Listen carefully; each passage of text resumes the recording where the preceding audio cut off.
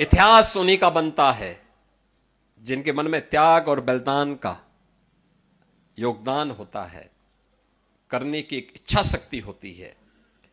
इतिहास उनका नहीं बनता है जो तात्कालिक स्वार्थ के लिए समर्पण कर देते हैं। देश समर्पण से नहीं चलता है, देश तो त्याग और बलिदान से चलता है।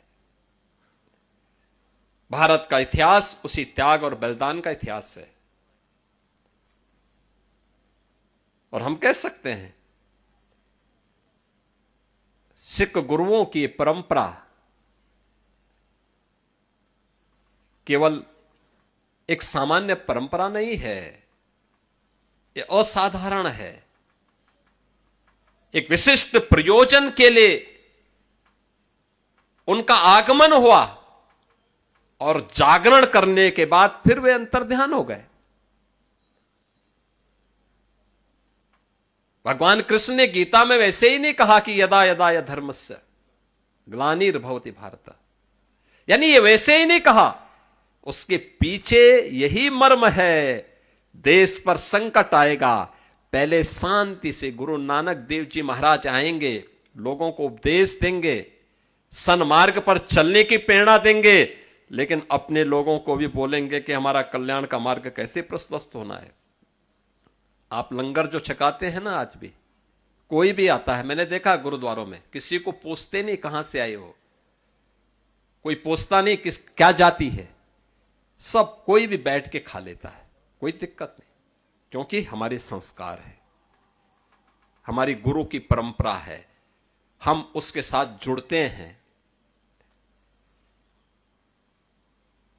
आज भी जिन पंच प्यारों को गुरु गोविंद सिंह जी महाराज ने खालसा पंथ की स्थापना के आधार बनाया था, वे भी सनातन धर्म की उन जातियों से थे जिनको दुर्योग से लोगों ने अछूत बनाने का प्रयास किया था। उन सबको जोड़ने का काम किया था गुरु गोविंद सिंह जी महाराज ने। यानी समाज को जोड़ने का कार्य कैसे होना चाहिए,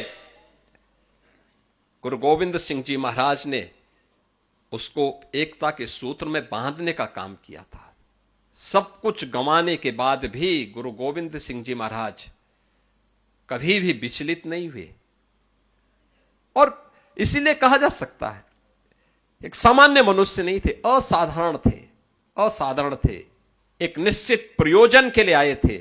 और याद करना, जब भी कोई महान पुरुष आता है, कोई दैवीय ऐसे गुणों से युक्त व्यक्तित्व हमारे सामने आता है, वह अपने उस प्रयोजन विशेष के लिए धैर्य नहीं खोलता, उसके लिए निरंतर प्रयास करता है।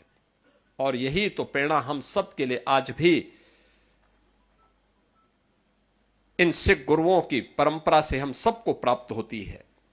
आज का दिन हम सब के लिए अत्यंत महत्वपूर्ण दिन है। आदरणीय प्रधानमंत्री जी ने बाबा फतेह सिंह और बाबा जोरावर सिंह के नाम पर इन चार साहबजादों को स्मरण करने का एक अवसर हम सबको दिया है।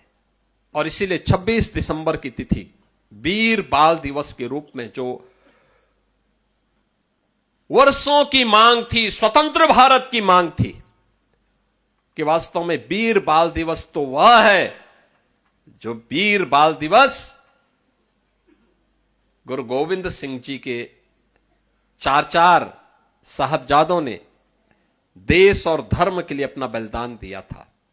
और उनमें भी 5 वर्ष और 7 वर्ष, दुनिया के इतिहास में इस प्रकार का बलिदान देखने को नहीं मिलता है जो यहां पर हम लोगों ने देखा है, जिसको हम स्मरण कर रहे हैं।